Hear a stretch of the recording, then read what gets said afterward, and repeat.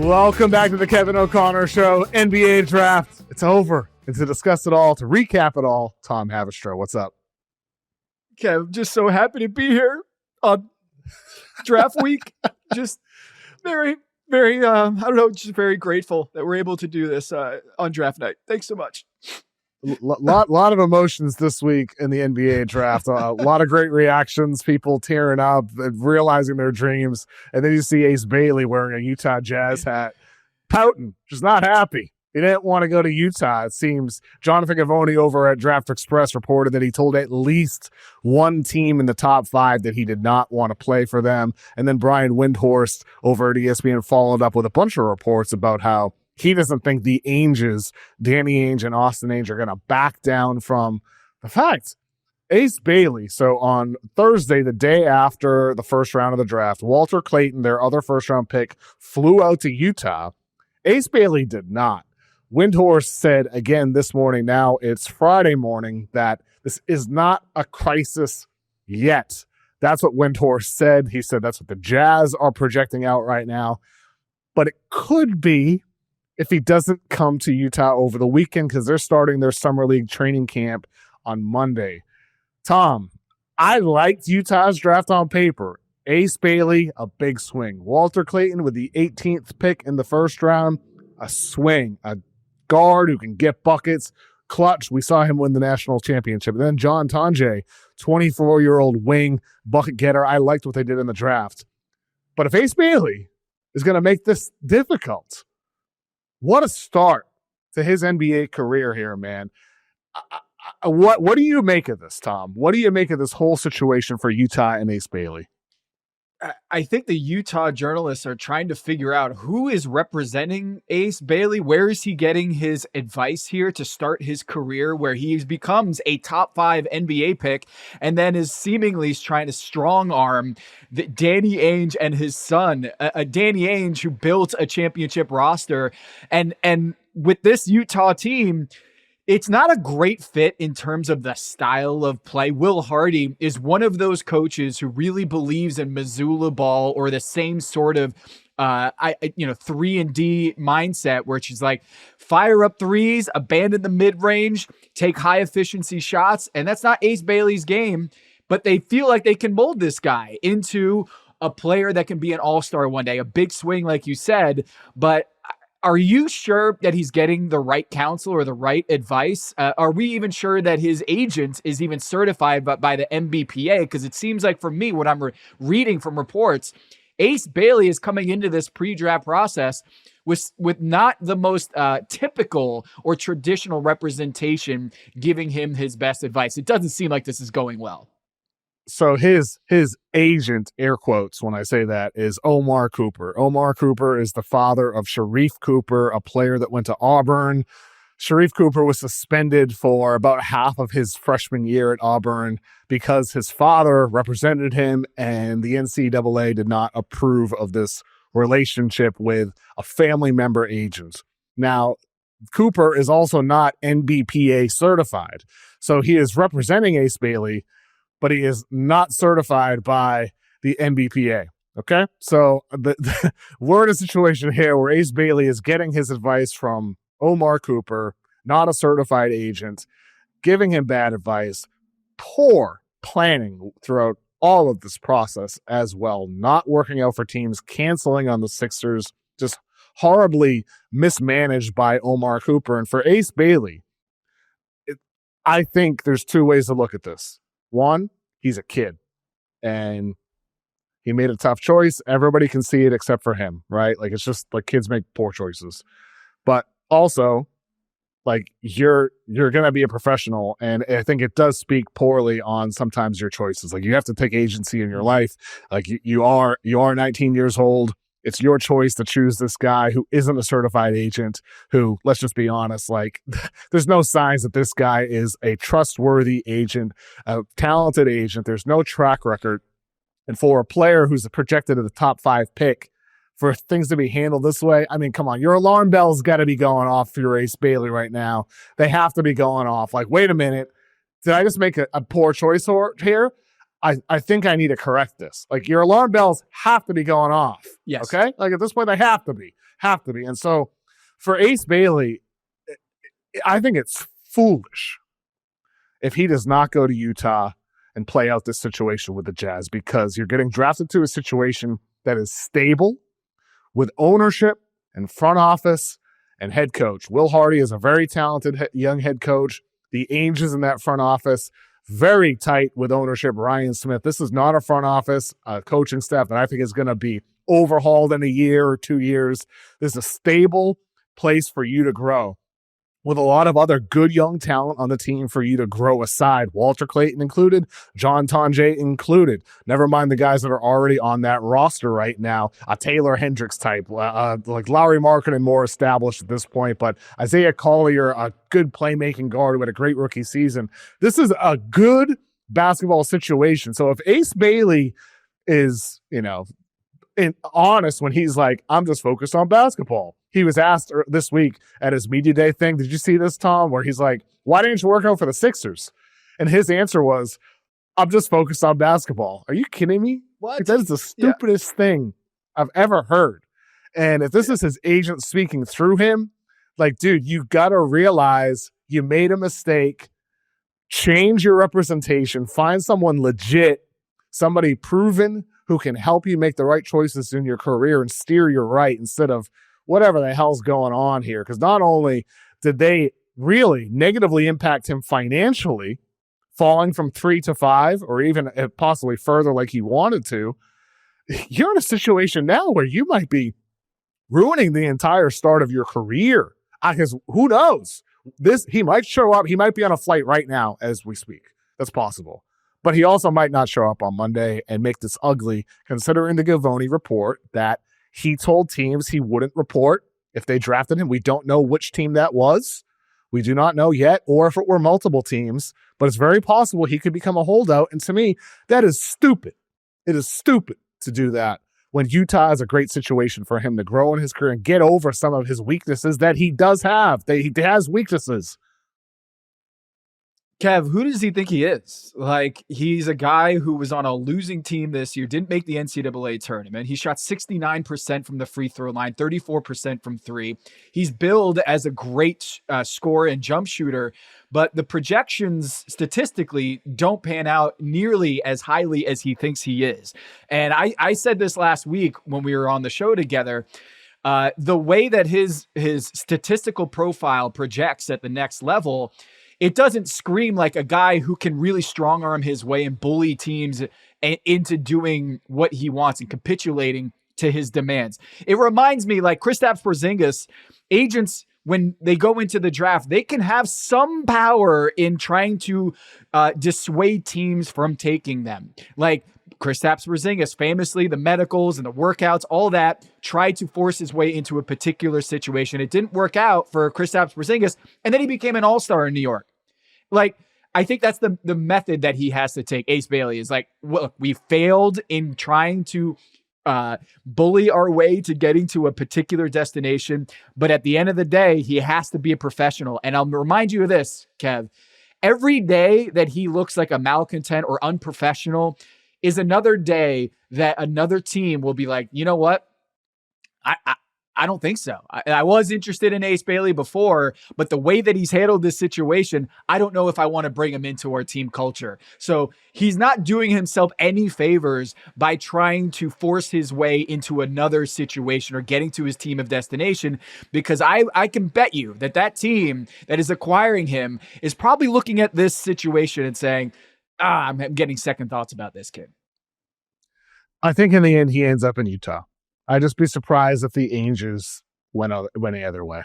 I'd just be surprised if they folded here, if they traded Ace Bailey, unless it were for a significant haul. Like, unless it's for a massive haul. I can't imagine them trading for Ace Bailey. And as you said, Tom, you're right. If you're these other teams, you're like, oh, wait a minute here. Are we sure we want to deal with this? Right? Are we sure about that? And I mean, everything I heard prior to the draft is that Ace Bailey is a good kid, that his teammates like being around him. He's fun in the locker room. Guys enjoy being on bus rides with him. Like, teammates like Ace Bailey as a kid, someone to be around. But everything that I heard prior to the draft is that it's the people around him that teams were worried about. And so for Utah, I think they're banking that their culture that they have, their stability that they have from an organizational alignment standpoint, which is critical for Ace Bailey. They're banking that can set him on the right path and make him realize all his talents. And I hope to God Ace Bailey sees it that way, because when they drafted him, I was happy for Ace Bailey. I was like, oh my God, this might be the best possible situation for him. And then they go and get Walter Clayton. And then they go and get John Tonje. And you look at this team that has a ton of picks and a good coach and a lot of good young talent and a great front office. And you're like, oh my God, like Ace Bailey at 5. Like, it's possible you look back and it's, how did Ace Bailey fall to 5? Like, that's possible. And so I hope for him he ends up going there, and we'll see what happens, man. We'll see. Did you see what Jeff Peterson said in Charlotte after they picked Con Knipple and like had the press conference? He said, we weren't totally comfortable trading back because we weren't sure we were going to get our guy in Con Knipple.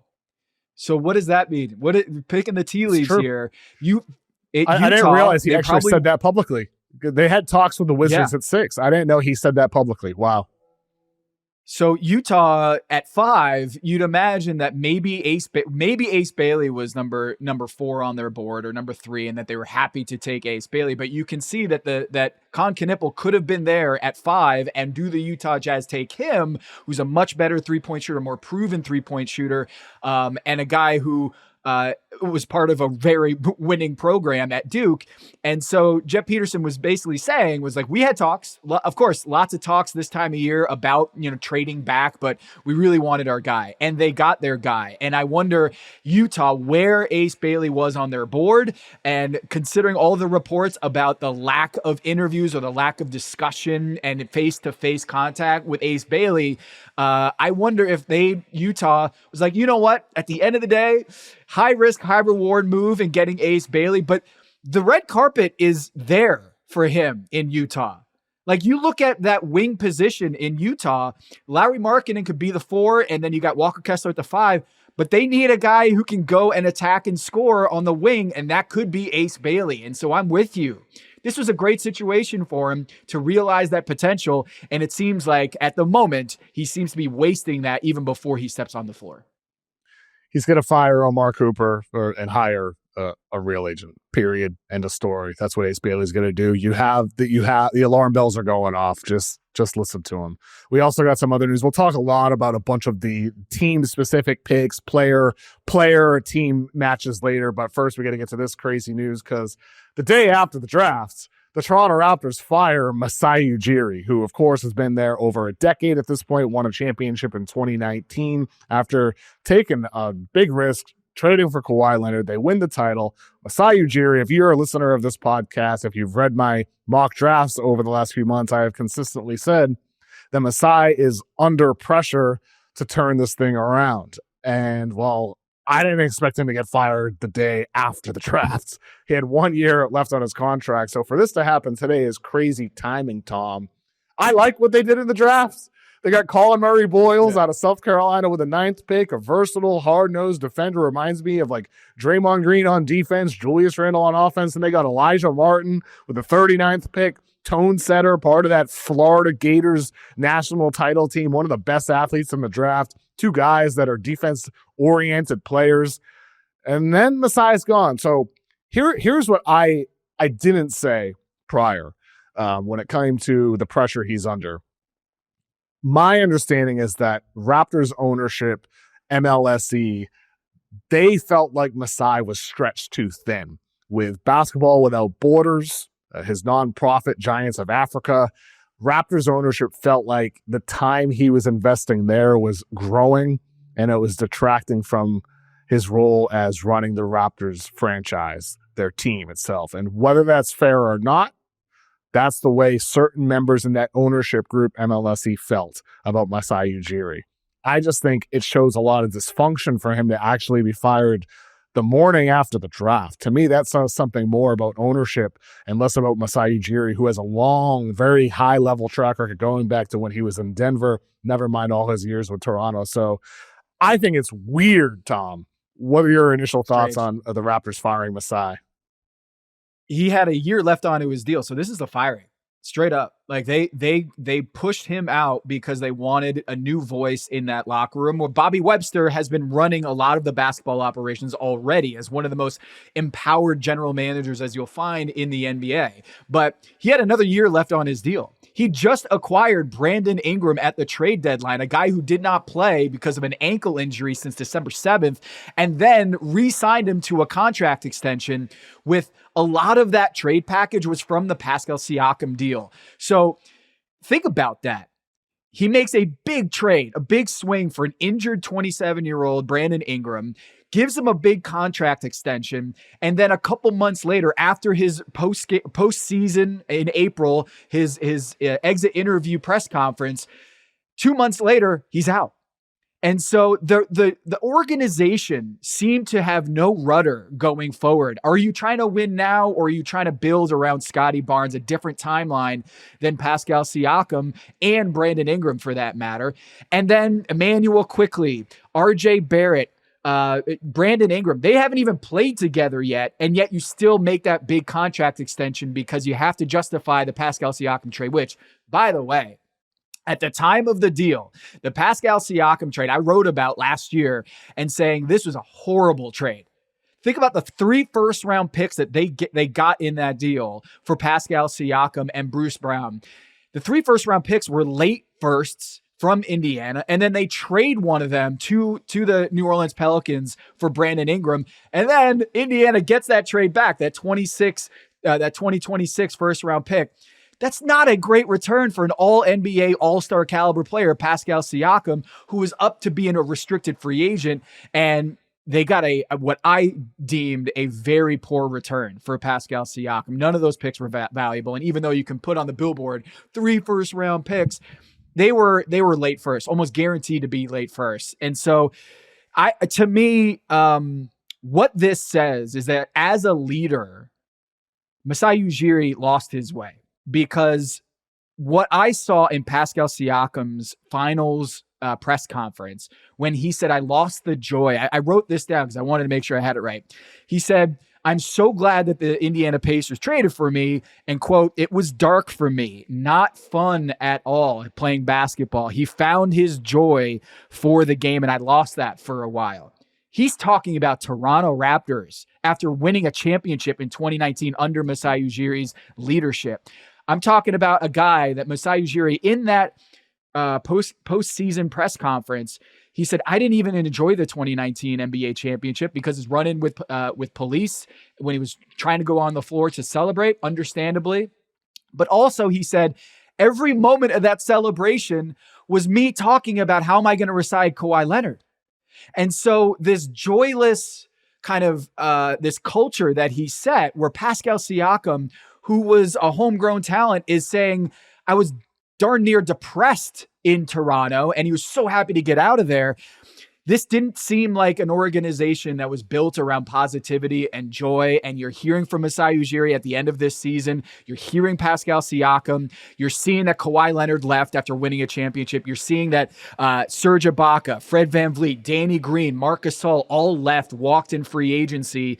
And in the Pascal Siakam and Kyle Lowry, and I guess you could throw in OG Anunoby in there, the returns on those trades, you can see, even though OG was not part of the 2019 championship, you can see how the post-championship regime, or the post-championship chapter of the Toronto Raptors, was really poor, and worse yet, a really poor workplace, as you can hear from Pascal Siakam.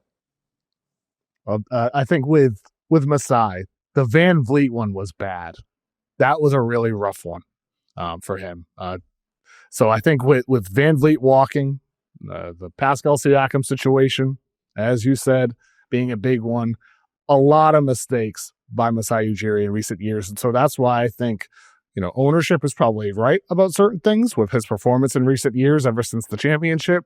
But ownership firing him the day after draft is just strange. And so Bobby Webster, I'm sure he'll probably move into that role, seems to be a highly intelligent front office guy. We'll see how that plays out. But I like what they did in the draft, whether it was Bobby Webster or Masai Ujiri or somebody else. Well, Bobby Webster did the Kev, real quick, he did the post game about the draft press conference too. Yes. So it's not like Masai Ujiri is answering questions about Colin Murray-Boyles. It's Bobby Webster, and has been the last few years, him answering questions about the draft, because he is the GM and it's not Masai.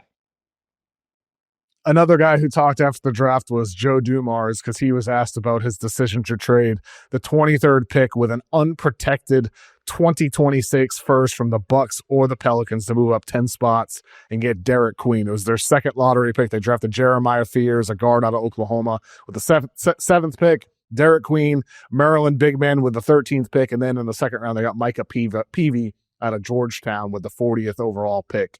Tom, I want to redo on this Pelicans conversation, because on the night of the draft, all the craziness and the insanity during our live show we did at Yahoo Sports, I didn't realize they gave up an unprotected 2026 first in that moment. I was just fixated on, they traded up and got Queen. And then post-game show had King and Vinny on. We just kind of glossed over it. And the craziness of that night, 12:30 a.m. recording for my pod that night, we didn't hit this as in the way that we need to. And I think there's two ways to look at it. A, the way everybody's looking at it. The Pelicans are nuts. They are dysfunctional.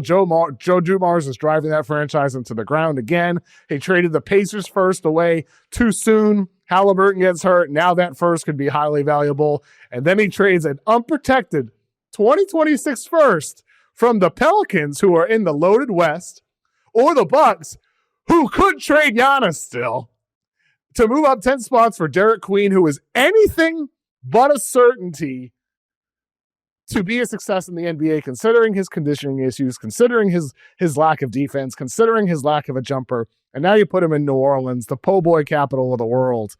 Where, boy, I gain weight every time I go to New Orleans. And Zion gained a lot of weight there, too. And for Derik Queen, is not the place to be. Okay, so he gave us up that pick to move up 10 spots. That's one way to look at it. And that's all fair. The other way is, the other way is, do they have something cooking, Tom? Like, do the Pelicans have another move lined up that we don't know about that makes it make sense for them to give up next year's pick? Or am I giving them too much credit for thinking logically to even entertain the possibility that the Pelicans have another move or two coming this offseason that makes them a clear-cut top team in the Western Conference, where you're not concerned about that pick next year and that you're only feeling good about Derik Queen? Could they have something cooking, or is this just them being an incompetent franchise, Joe Dumars still being a horrible general manager? What side do you land on here? Do you think Joe Dumars thought he was trading for Michael Jordan rather than Jordan Poole? Because, that's the only explanation I can come up with. They traded for Jordan Poole days before trading their 26 first-round pick, which, let's remind the audience here, the 26 Pelicans pick is also a super pick. It's a super first, because they could swap it with Milwaukee, right? They have the ability to say, all right, do we want our pick? Or, Milwaukee, they just became, a 20-win team, and we're going to swap our pick for that one. You have the option. It is maybe the most valuable 2026 pick in the draft. The fact that they gave that up just to move 10 picks up after you trade away CJ McCollum. By the way, CJ McCollum, if you're arguing that this team is built to be much better next year than a win now team, you don't trade CJ McCollum. When CJ McCollum was on the Pelicans, they were a 25-win team last year with him on the floor. They were 4-22 without CJ McCollum last year, a 12-win team over 82 games. And then you trade for Jordan Poole, who was coming from an 18-win team that was 15-53 when he was playing. What are you doing? This is nonsensical. The fact that they traded for Jordan Poole and then went ahead and traded their 2026 as if they're going to be great next year. This is, Kev, it could be the number one overall pick. Let's just point out that it could be the number one overall pick that the New Orleans Pelicans just traded away next year. Not saying it's likely, but it could be the number one overall pick. And it reminds me of Neil O'Shea back in, 2011, when he traded Baron Davis to Cleveland for Mo Williams and attached the 2011 unprotected pick to go get Mo Williams because, hey, Mo Williams is an all-star. Got to bring him in. And thank you, Baron Davis, for your leadership over here. I know Blake Griffin loves you, but hey, we don't love the draft in 2011. They're not. Why? Who cares about, drafting a 19-year-old? That pick turned into Kyrie Irving and went number 1 overall. Okay. They didn't think it was going to land number 1. Of course, the Dallas Mavericks didn't think they were going to land number 1. Let's also remember the 2012 Damian Lillard. That wasn't the Blazers pick. That was actually the Brooklyn pick that they got in a trade for Gerald Wallace. And then they end up with Damian Lillard. 2017, the number 3 pick the Sixers had because Sacramento, Vlade Divac took over for Sacramento and said, we need to dump all this salary. Carl Landry, Jason Thompson, we need to get rid of this salary because we need to go chase free agents in the offseason. And Sam Hinkie in Philly was like, oh, great.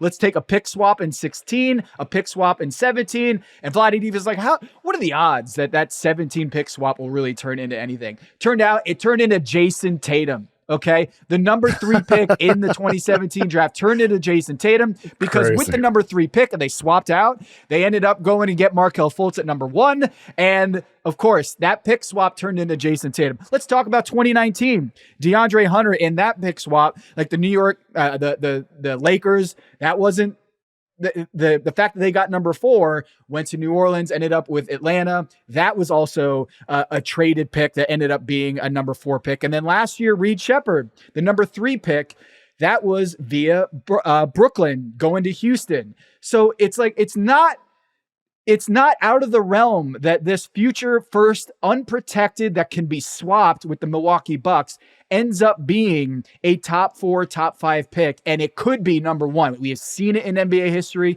whether it's Kyrie Irving or others with a Jason Tatum trade back in 2017. This is possibly the worst trade of the last decade if that happens, if they end up losing the number 1 overall pick just because they love Derik Queen.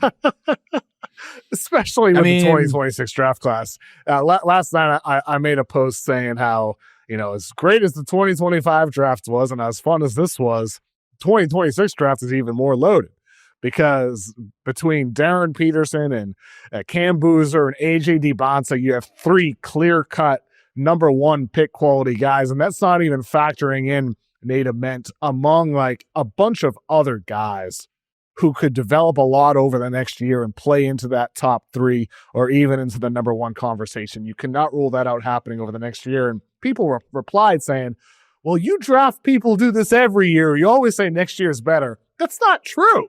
That is not true. A year ago in 2025, there was way more uncertainty about some of these guys behind Cooper Flagg. Cooper Flagg was the only certainty. And other than that, it was like Ace Bailey could be great. Dylan Harper could be great, but there's no guarantee about some of these guys as number 1 pick quality. Next year, there's at least 3 Cooper Flaggs. That's what next year is. And so you don't have to get the number 1 pick to get a guy who can change your franchise next year. And depending on how things develop, there could be even more of them. And so for New Orleans to do this deal is a monumental risk. And for the Hawks to get this pick, it continues a run of this new look Hawks front office nailing it. I like the Porzingis deal for them. Asa Newell at 23. I thought they would take him at 13, and then they get him 10 spots down at 23. Such a massive victory for that new front office to get these guys. Hawks are nailing it so far.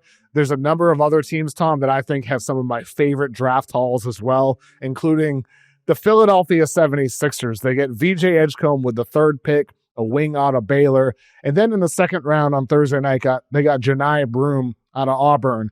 I'm not the highest on Broome, but I think for the Philadelphia 76ers specifically, it's very clear what Daryl Morey and that front office is trying to do. They're trying to hit the short term and the long term, because with Edgecombe in the short term, he can hit spot up threes for you.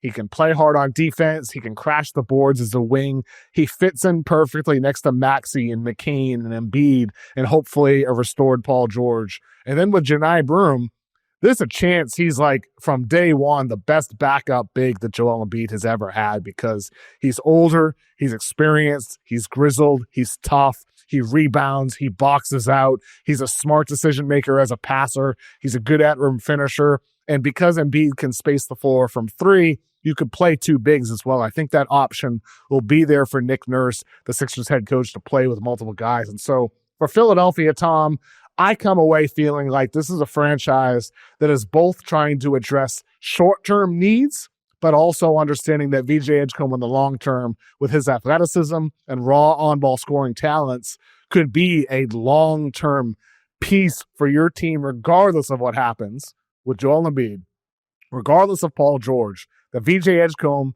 Tyrese Maxey, and Jared McCain could be a big three in the backcourt for the Sixers in the long term. So I love what Philly did. What do you think? Yeah, see, Joe Lacob, when he talked about the two timeline theory with the Golden State Warriors, I don't think he was totally off base. He just had to hit the picks, right? Moody and Kuminga and James Wiseman haven't panned out in the way that they had wanted, and building around their veteran core of Draymond Green, Steph Curry, and Klay Thompson, right? What the Philadelphia 76ers are doing right now is two timeline. Like, Joel Embiid is 31 going on 35. Paul George is 35. And they're trying to build also this timeline around Tyrese Maxey and Jared McCain, and then you got VJ Edgecombe. Like, these two kind of groupings are very much like a decade apart in their development. And so it is interesting that Daryl Morey is trying to thread the needle here. And like you said, build long-term and in the short term. And I got to say, I love Hunter Salas pickup too. So not just those two players in the draft. They take Hunter Salas, who was one of the best players in the ACC last year. Go Deeks. And I do think that Hunter Salas is going to give them an option here off the bench this season on a two-way contract, it seems. Wake Forest players, I know I'm biased because I went there, but time and time again, you look at James Johnson, who's still in the NBA. They hit more than any other college program in the NBA.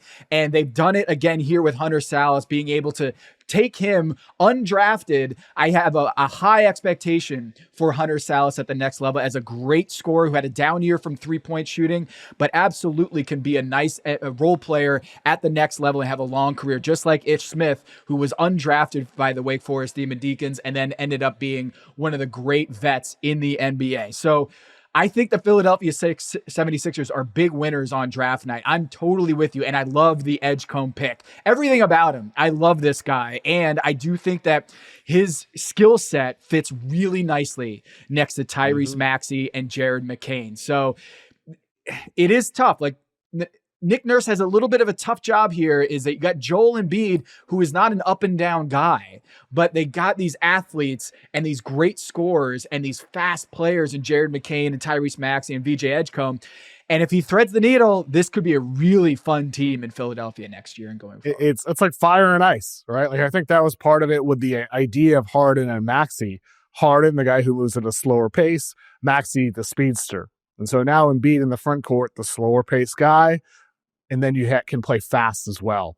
Non-Embiid lineups could be fast-paced, and then you slow it down a little bit with Embiid. So look, it's big ifs. Big if Joel Embiid stays healthy. Big if Paul George has a bounce-back year. But if those things both happen, Philadelphia is very, very intriguing. And like you said, with Hunter Salas, I like that undrafted pickup. They also signed Etan Almansa, who at one point last year was a projected top 10 pick. He did not have a great year for the G League. His stock ended up falling. He went and played in the NBL at Perth. Didn't have the best season there either. So, young guy, was formerly a top 10 player in the draft class, has fallen off, but maybe for Philadelphia, he'll figure some things out there. Another team I liked, you know about this team, Tom, the Charlotte Hornets. I loved their draft haul with Con Knippel at the 4th pick. Liam McNeely falling to 29, a UConn wing, didn't shoot the ball well, but he is at the high school level. He was an elite shooter. Sion James out of Duke with the 33rd pick. Ryan Kalkbrenner, a big, over 7 feet tall, out of Creighton with their 34th pick. All 4 of these guys in total just make perfect sense when you're building around LaMelo Ball and Brandon Miller. They all make sense in the Charles Lee system. To me, like, this is one of the biggest winners of this entire draft class. What does it mean, do you think, for the full picture of the Hornets? Are they suddenly, like, competent at this point? I'm keeping my third eye open on this one. Okay. They really, like every team, wanted that number 1 overall pick to take Cooper Flagg. Con Knipple, what's the connection to Cooper Flagg? Can you remind me? Duke. I know exactly where you're going with this, Tom. I know where you're going. James, what was the connection? Does he have any connection to Duke? Okay. Yep. Liam McNeely. Is there any connection to Cooper Flagg? I don't know. Is there? Well, he played at Montverde. They wanted Cooper Flagg. Yeah, Montverde. They also hoped he would be the teammate there. Part of the reason McNeely didn't have the best year is because UConn was thinking they were going to get Cooper Flagg and that McNeely would be able to play his proper role.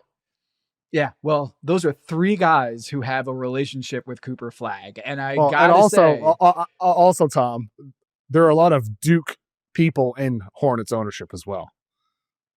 That's right. So if you don't get Cooper Flagg and things don't work out in Dallas, maybe you build an organization that is just like that lady across the street who's like, you know what? I want to go to that team. And like, I don't hate, just like put the Cooper Flagg stuff aside. I think like you can look at this, forget the fact that these are all closely connected to the Cooper Flagg. You can see that this is just a home run of a draft night for the Charlotte Hornets. Now, Con Knipple is a guy that at number 4, you can see the shooting. You can see the dynamic play offensively. When I went to that ACC tournament game when Cooper Flagg got hurt, and I got a chance to see that Duke offense run by Con Knipple, and also got to see him earlier in the season against Pitt when Cooper Flagg had that incredible, just dominant second half and just destroyed Pitt. This is a great pick, and it's not just because, hey, it's a Duke guy, Duke front office or Duke ownership group, and this is, time and time again, we see the Charlotte Hornets. They do have the most picks in the first round since 1989 to Duke or UNC players, and it's no coincidence the team is in Charlotte.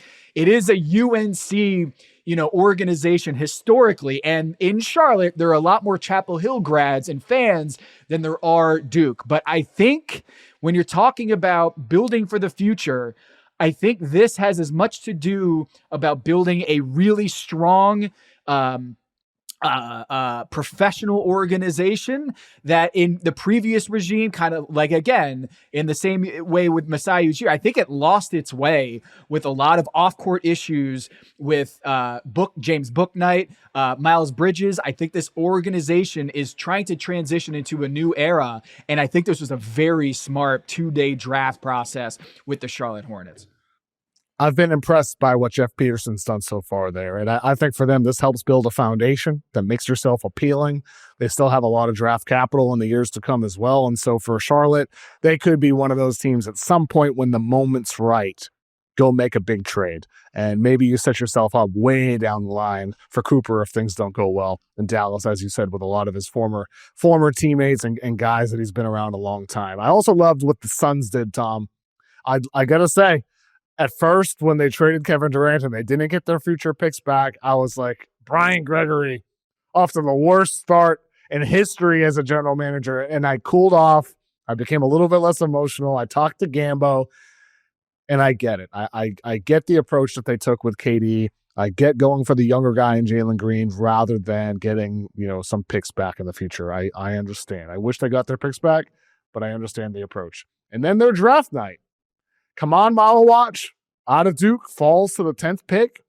They trade up to the first pick in the second round. They get Rasheer Fleming, who is a really good 3-and-D style guy. And then with the 11th pick in the second round, they get Kobe Brea out of Kentucky, who's one of the best shooters in the entire draft class. And not just like standstill shooter, a shooter who can come off of screens, who can hit sidestep three-pointers as well. So you get Malawatch, a big, Fleming, and Brea. The Suns, to me, are suddenly looking fun. They feel fun. They feel like a really good, exciting young team to build around with Devin Booker. And if I'm Book, I went from saying to myself, well, maybe I should look around and look elsewhere, to suddenly I'm looking at my Phoenix roster and I'm like, okay, we could be something with this crew. We could be something. Like, we could be a competitive team, and we get a lot of guys that can get better over the course of time. So I've completely changed my tune with the Suns, and they're starting to, once again, Tom, look like the bright future Suns. That's what they're starting to look like again after these horrible years. They're still going to get rid of Bradley Beal, but I'm seeing the light. I'm seeing the light, Tom, with the Suns. I'm seeing the light. It's not out completely yet. There's still some clouds, but it's getting brighter. Yeah. Look, hats off to them for resisting the urge to draft Jace Richardson, the Michigan State product, son of Jason Richardson at number 10. Just, I want to give him a round of applause, because after you go out and bring in Tom Izzo's longtime assistant as your GM, you bring in Jordan Ott, a Michigan State grad, as your head coach. I thought it was signed, sealed, and delivered that Jace Richardson, the Spartan, was going to go to them at number 10. But they resist that temptation, and they get Malawach, who's a project. He's a guy who I think can step in and give you some really good minutes at the center position, a position of need. I really like Kamal Malawach. I got to see him, like I told you earlier. I got a couple games watching Duke, being a North Carolina guy. But the next two picks, I really like them too. It's not just about Malawach, like you said. And remember, there was a guy, Devin Booker was his name, that he came off the bench for Kentucky, a good three-point shooter that tended to be much better at the next level. And I think there's a lot of potential there for Brea as well, is just a guy who's Kentucky guys time and time again. I know it's not Calipari anymore, but time and time again, Kentucky guys. I talked about Wake Forest earlier.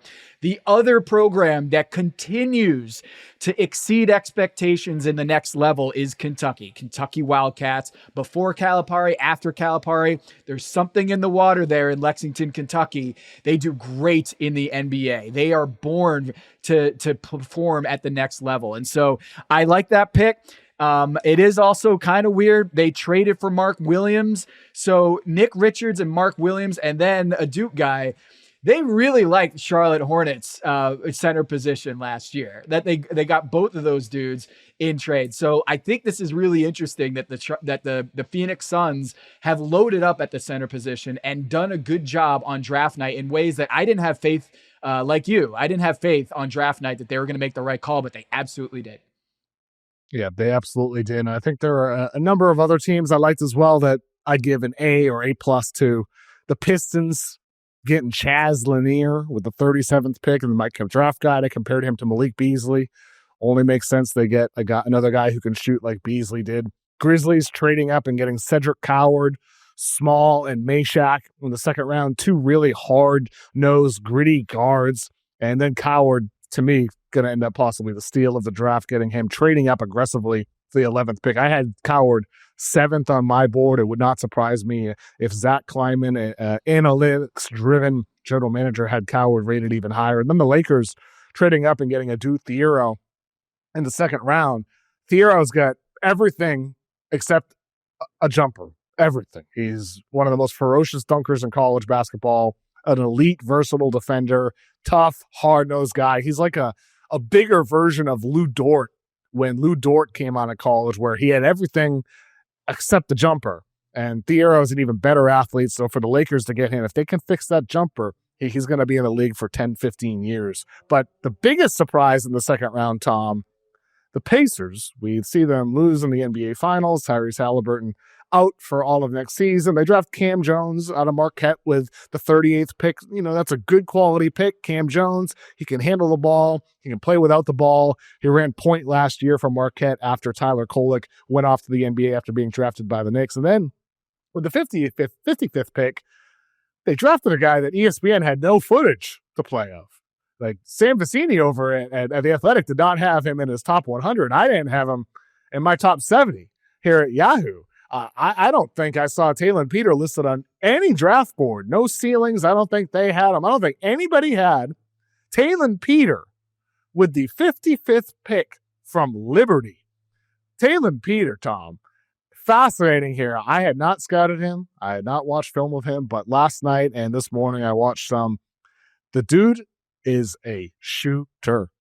44.9% of his threes he made last season off the catch. And It's like not just standstills. It's off a movement. It's sprinting, stopping on a dime in transition. And he made 44.9% of them. And he also had 32 dunks on the season.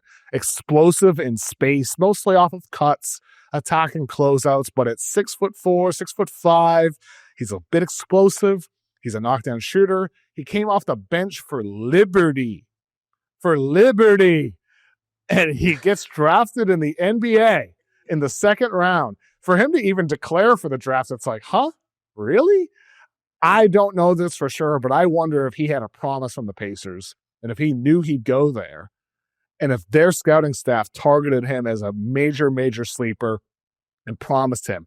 As the graphic on screen says, he had a 72.4 true shooting percentage, which led the entire nation last year. So Taelon Peter, I didn't scout him entering last night. He wasn't on my list of guys to dive into. But boy, oh boy, I give the Pacers an A+ for the creativity. And I think for Indiana, man, especially, a more well-known guy in Cam Jones and then drafting Taelon Peter, no Halliburton next year, but I hope it ends up a fun year in Indiana, Tom. I hope Nembhard has a big year. I hope Nesmith has a big year. I hope they're able to be competitive, and I hope these two rookies end up shining for them as well. It'll be so cool, especially with Taelon Peter had a big career. All right, your guess. Better Liberty shooter. Is it Seth Curry or Taelon Peter after watching the tape? I mean, you're always Seth Curry went undrafted. I know, you're always going to choose Seth Curry. Always going to take a Curry. I'm always going to take a Curry. Yeah. But Taelon Peter is if it damn happens, good, dude. If he's anything like Seth Curry, who went undrafted and has now finished up his 12th year in the NBA, things will be okay. So Seth Curry, also one of the great misses in the draft, is just like, how did teams not realize that Steph Curry's little brother can also shoot too? And so I think the Indiana Pacers are like, yeah, you know what, we're not gonna make the same mistake here out of a Liberty shooter. And Seth Curry transferred over to Duke, obviously, but that's a really cool story. I didn't see that happening, and neither did all of the draft experts. So Indiana, I'm not second guessing them. Like, for sure, after they built a team one win away from the NBA Finals, where you and I both didn't see that nearly as confidently as they did in their ability to build a title contender. So now they have their own pick next year. They have no incentive to tank. And so this is going to be a fun season, I think, for Indiana. A little surprised that Nembhard, teammate of brother of Andrew Nembhard, didn't get drafted on draft night. And so I'm excited to see what the Nembhards do next year. But yeah, did you see that Andrew Nembhard's brother? I was a little surprised that he wasn't drafted too. Yeah. Well, I mean, I think with a number of these guys, like I think Hunter Salas, it's probably the case where he asks to go undrafted, tells teams not to draft him because if he knows where he's going to go. And I'd imagine it was the same thing for Ryan Nembhard. It is surprising the Pacers didn't take him, pair up the Nembhards next season. But at the same time, I get it. I get that they wouldn't want a more traditional point guard like Ryan Nembhard in their system where it's about fast movement, moving the ball, cutting, and all stuff like that. And you take Taelon Peter over Nembhard, who ended up signing with the Dallas Mavericks. We'll talk about the Mavericks a little bit later. But real quick, the Thunder, the champs, Thomas Sorber, I talked about him on my pod on Wednesday and on the live show. I love that pick for them. And then in the second round, they took Brooks Barnhizer out of Northwestern. This is not a guy I had in my top 70. I did watch Barnhizer. I didn't have him in my top 70 because he does everything except shoot. He's a hustler, 6'5". He played a bit of point last year for Northwestern. He's a good connective piece, plays hard on defense, sets a tone, but I didn't have him in my top 70 because of his shooting. Made only 25% of his catch and shoot threes as a senior. Doesn't have the best mechanics. Shot only 31% from three over his entire 4-year college career. And so the question with him is he ever going to figure out his shot? He's a 78% guy from the free throw line, so there's some good indicators for him, but the shot from the field never got better. Well, if you told me the Thunder were going to draft him with Chip England, the best shot doctor in the world, then yes, I would have ranked Brooks Barnhizer in my top 70. I think this is a good example, Tom, of how situation, opportunity, coaching staff, team track record of developmental success plays such a pivotal role in the success and failure of prospects. And so for Sorber, he goes to a place he doesn't have to be pressured right away to play. Barnhizer goes to a place where he can develop his shot with the best shot doctor in the world and Chip England. And so for the Thunder, they come away, as they do almost every year, one of the big winners of the entire draft class. What do you think about them taking a big in Sorber? Does that make sense if you look at what was missing? If there's anything missing from them winning the championship, was it another backup big in Sorber? Well, I think it makes Isaiah Hartenstein that much more expendable in a couple years if they wanted to use his contract to go acquire a big-time star. So Isaiah Hartenstein, at his number, again, they signed him to a free agency deal last summer that New York could not compete with. They literally could not offer him that kind of money. And so you're looking at Isaiah Hartenstein that in a couple years, there's going to be a salary crunch. There's going to be a cap crunch for the Thunder when Jalen Williams and Chet Holmgren's extensions come due. And then you got Shai Gilgeous-Alexander with his max extension, which might be the most lucrative in the sport. So I think this also has implications to the current roster in the future. And so he's a great shot blocker, a guy with great numbers at Georgetown. But this Brooks Barnhizer dude, He's a guard who averaged 9 rebounds last year for Northwestern and averaged 2.3 steals. Like, what are we talking? This guy is insane. Like a great defender, all defensive team at Big Ten, and a guard at 6'6" who was averaging 9 rebounds. I need to watch more tape of this dude. Yeah, so was one of the people I was texting with about him prior to the draft. They're like, dude, you're going to regret not having him in like your top 50. That's what they said to me. They're like, you should have him in your top 50. And then he gets drafted in the top 50 by the Thunder. I think this person might have known something, is what I'm trying to say with him going to Oklahoma City. He goes with the 44th pick, and so maybe I will regret not having Barnhizer that high because he's got everything you want in a high-level role player, especially the boards, the hustle, the tone-setting stuff. It's just the jumper's going to get better, and Oklahoma City is probably the best place for that to happen to him. And, you know, the OKC wins the title. They have a good draft. Teams that are looking to take the next step. Minnesota fascinated me, Tom, because Rudy Gobert was involved in the trade talks involving Kevin Durant. And then in the draft, they go out with the 17th pick. They take Yoann Beringer, a French center, very raw, with the 17th pick. And then with the 45th pick in the second round, they take Rocco Zegarski, Australian center. And so they take 2 international centers, both of them pretty raw, especially Beringer. And you have Rudy Gobert on the roster making a big bag of money. Julius Randle, a free agent. Naz Reid, a free agent. I should say Julius Randle has a player option. But with Minnesota, I'm fascinated by Tim Conley's approach here. I wonder, is this about for replacing Gobert down the line? Or is this about let's get these guys in the short term, and then maybe it makes Gobert more expendable if these guys are ahead of schedule? And so that guy over my shoulder with that Gobert jersey, I wonder about his state right now for Minnesota, considering these 2 draft picks.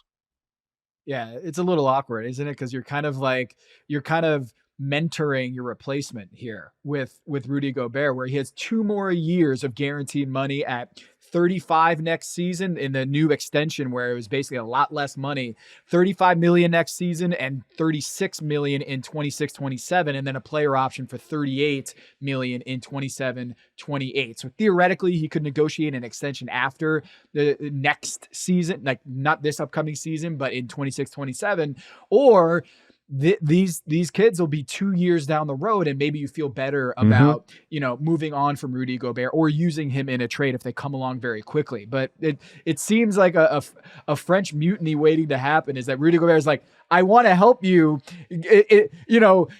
progress in your NBA career. I'll show you the way. And then Minnesota's like, you did such a good job. We're now moving you to the Phoenix Suns, So it seems a little awkward there, but also a very interesting night for Minnesota.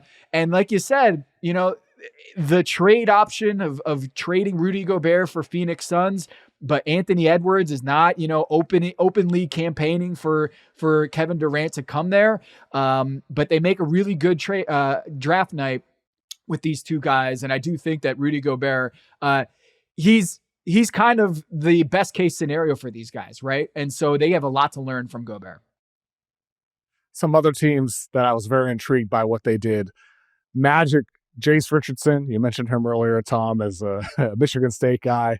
They get him, talked about him on the podcast on Wednesday. I love the fit with Orlando. Smaller guard surrounded by a bunch of length and versatility in Orlando. Noah Pender, they trade up in the second round with Boston to get him with the 32nd pick. Does everything you want except shoot. And so for Magic fans, he's going to be a love him or hate him guy. I think they'll probably love him as long as he becomes a competent spot-up shooter. The Nets using all 5 of their first, which we discussed on the Wednesday night pod. Surprising that they did it the way they did it, that they took all those international guards as well. The Warriors trading down from 41 to 52 and 56. They got Alex Tui, an Australian forward. Interesting fit for them. He's a good connective piece. He's a good defender, but he's not a good shooter. He needs to get better there. And then Will Richard from Florida. I do like that fit there. The Wizards, Trey Johnson, Will Riley, Jameer Watkins. Like, it continues a trend with size and versatility. And so you have Chris Middleton and CJ McCollum now with a bunch of talented young guys. I like the Wizards are building, but the one that interested me the most is the Blazers. They drafted Yang Hansen with the 16th pick in the NBA draft. This was a big time shocker to people around the league. I got a bunch of texts about this where people are like, Yang Hansen at the 16th pick? Could they have traded down and gotten him? Maybe, but maybe not. Tom, you're a Blazers guy. What are you hearing about this? What's the logic behind pairing Yang Hansen with now Donovan Clingan, who had a great rookie season? Are they just going to play jumbo, twin towers, two bigs? What's going on here in Portland? Oh, let's go. Let's go. I am so here for this because we got 4 setters on that roster with you got DeAndre Ayton, you got Donovan Clingan, you got Rob Williams III, and you got Duop Reath already. And then they bring in this kid who I watched the film, and Jake Fisher over at Steinline tweeting out that he heard from a Denver coach, a Nuggets coach texted him saying, this is Chinese Jokic. And you watch the film and you see the resemblance. I'm not saying he's going to be a 3-time MVP and a champion for the Blazers, but I'm saying there's a lot of Jokic in his game. And he has said that he models his game after Alperen Şengün, Domantas Sabonis, son of Arvydas Sabonis, Blazers legend, and Nikola Jokic. So the fact is, this guy is a big who played at the combine and showed a lot of these skills. He's a young prospect that is going to probably take a couple years to figure out the speed of the NBA. But as a shot blocker and a passer, the passing analytics that we have from his time at the CBA, which, by the way, the MVP of the CBA was Jared Sullinger. So we have to keep things in perspective about the numbers that we're seeing in that level of competition.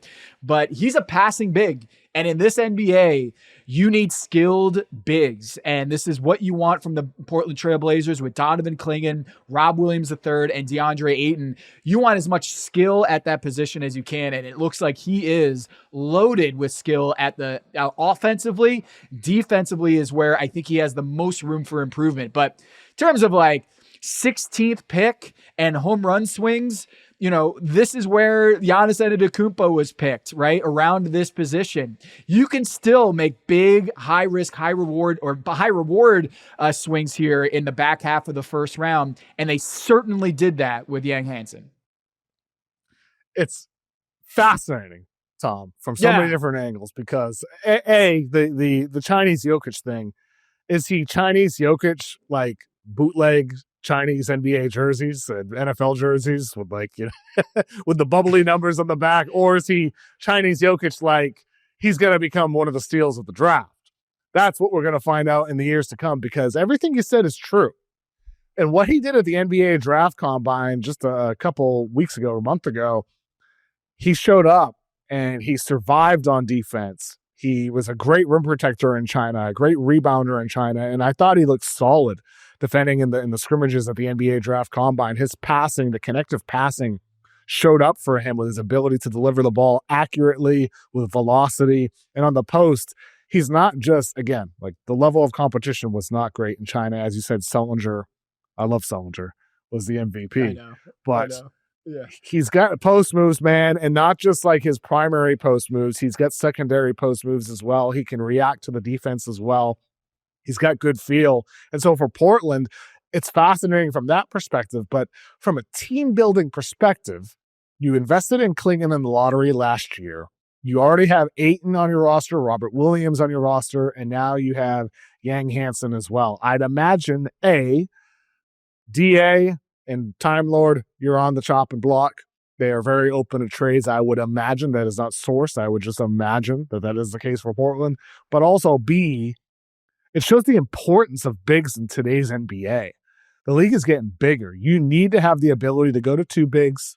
You got to have the ability to play with one big. And having both Klingon and now Yang Hansen, I do think it puts them in a position now to have that flexibility in the years to come, especially if one or both of them can develop at least a solid three-pointer, 33, 34% off the catch. I'm not asking for a lot here. And both of these guys have shown the willingness to shoot threes. Yang Hansen only made 28% of his threes last year, but he made 67% of his free throws, has touch on post-ups. Maybe there's something there for him in the long term to be a guy who can at least space in certain two big situations. So for Portland, I just look forward to seeing what they do from here, Tom. It's going to be very, very, very, very interesting with them. At the top of the draft, Cooper Flagg goes number 1, of course. Dylan Harper goes number 2. We talked a lot about that on Wednesday, but I did want to get your thoughts on this, Tom, because Flagg, BetMGM released their Rookie of the Year odds. Flagg is minus 225. Trey Johnson was second at plus 700. Ace Bailey was third at plus 800. That might have to change. And then Dylan Harper was fourth, 13-1 odds, plus 1,300. Are those odds too low, you think, for Harper to win Rookie of the Year, especially compared to Cooper Flagg being the heavier favorite that he is? What do you think? Well, it's a matter of opportunity for Dylan Harper, right? Like, it's not a matter of talent. I think talent-wise, playing next to Wemby, Dylan Harper could be the favorite for Rookie of the Year. It's just a matter of the logjam they have at that position with Stephon Castle and De'Aaron Fox. So, to me, I'm not as surprised at that rank. I probably have him at shorter odds compared to Ace Bailey and what we've seen the last couple days. But I am a big fan of Dylan Harper. And I like Carter Bryant, too. I think the San Antonio Spurs hit a home run on draft night. I really love the fit, the 3-and-D aspect, the really big wing in Carter Bryant, just 19 years old, out of Arizona. I love the long-term fit with Wemby. And, of course, Dylan Harper, one of these second-gen prospects that continually exceed expectations at the next level. I'm a big fan of Dylan Harper's future, but I understand why the odds are so long on him, given that he's got to carve out time with De'Aaron Fox and, of course, Stephon Castle ahead of him. And that's really what this is about, right? Rookie of the Year, it's about opportunity. It's about touches. It's about scoring. And Dylan Harper, I think it's going to be in shorter supply than some of those other guys. And Cooper Flagg, man, I think the talent, obviously the talent to win Rookie of the Year next year. Again, though, opportunity is playing at the 3 next to AD and Gafford and Derek Lively. Is it going to be as fluid of a transition in the NBA as you would expect in other scenarios? If he was at Washington or at Utah or at Charlotte, I think those odds would be at like minus 400 if he was in those positions. I agree with you there. I think that's true. He's the favorite, but not like an over-the-top favorite. You can still gamble on some of those other guys and maybe feel like they got a shot considering that Dallas situation. The Mavericks are interesting here because, you know, you got Nico Harrison coming out at his press conference, and he's like, fortune favors the bold. Nico has, you know, you're shaking your head. Tom Haberstroh is just shaking his head just vehemently right now. But like Nico, No. I mean, look, you got to be feeling good. You get Cooper Flagg. You get the number 1 pick. You sign Ryan Nembhard, an undrafted free agent as well. That I'd feel really good about getting Ryan Nembhard as a guy who can help fill the empty shoes of Kyrie Irving to start the season. They'll, of course, in all likelihood, sign a veteran point guard as well. But for the Mavericks, I asked the same question to Vincent Goodwill and King McClure on my pod on Wednesday night, Tom. And I want to ask it to you as well. I said to them, if Anthony Davis stays healthy, and if Kyrie Irving returns and stays healthy, and if Cooper Flagg is the clear-cut rookie of the year, are the Dallas Mavericks a championship contender? Yes. If Kyrie Irving is playing like Kyrie Irving and Anthony Davis is playing like finals MVP candidate Anthony Davis in 2020, and then you got Cooper Flagg, who's to me, by my eye, like this guy is 18 years old. He's a year and a half older than what KG was in his rookie year coming out of high school. I think there's a lot of similarities between their games, KG and Cooper Flagg. Just the ability to right away make a high impact. I think he is going to be a plus player right out of the gate for the Dallas Mavericks. But your conditions there, your hypothetical, is more about Kyrie Irving and Anthony Davis than it is to me about Cooper Flagg. Like, this team does have the pieces to make a run next year, but it's a loaded Western Conference, man. It's going to be tough. But if you're telling me that Klay Thompson, Kyrie Irving, and Anthony Davis are healthy and playing like their names suggest they can, yeah, they're a title contender. But that's a lot of ifs. And I know Nico Harrison can sing to the heavens about fortune favors the bold, but what you're describing here is like winning the Cooper Flagg lottery. It's like, I just don't see the odds of that happening, given the track record of their injuries. I mean, that's what's so problematic about trading away Luka Doncic for Anthony Davis, is just like, you can't build around these guys and expect them to be healthy for the next 4 years. And sure enough, you see that. Not that anyone could have predicted Kyrie Irving tearing his ACL at the second half of the last season. But, you know, when you talk about the talent, it's there. And Cooper Flagg is as talented as they come when it comes to 18-year-olds entering the NBA. Oh, I mean, I'm rooting for Mavericks fans to get one over. I hope those Dallas fans that feel like they're lost, I hope Cooper Flagg is so great that they're like, okay, I'm back in despite everything. Because those Mavericks fans are amazing, one of the best fan bases in basketball, and I hope Cooper is so great they're one back to that team. Tom, I'm sure we missed a bunch of stuff. There's 59 picks, bunch of undrafted guys. We have a long offseason ahead, summer league right around the corner. I'm very excited to be in Vegas for some of those games and see a lot of these guys play with their teams for the first time, except for maybe Ace Bailey. We'll see what happens there. Tom, thanks for joining me, man. We'll be back again soon, man. Have a good day, Tom. You got it, Kev. Big thank you to Tom Haberstroh for joining me on today's episode. Thanks to Mike and Emmy and the whole team for producing it. Thanks to you for giving us a listen and for enjoying all of our NBA draft content. The live show on Wednesday was awesome. Did the pod after that as well. That was a lot of fun. And this was too. Always love NBA draft time. I'm going to get started on 2026 right away. This is the year where we're going to get started with the NBA draft stuff earlier and all throughout the entire season, because 2026 is, I'm telling you, I think it's the best draft class that I have covered in my years covering this since 2013. It is the best up top. I can't wait to see how it develops. So stay tuned for all of that in the coming months as well. Have a good rest of your day. We'll be back again next week.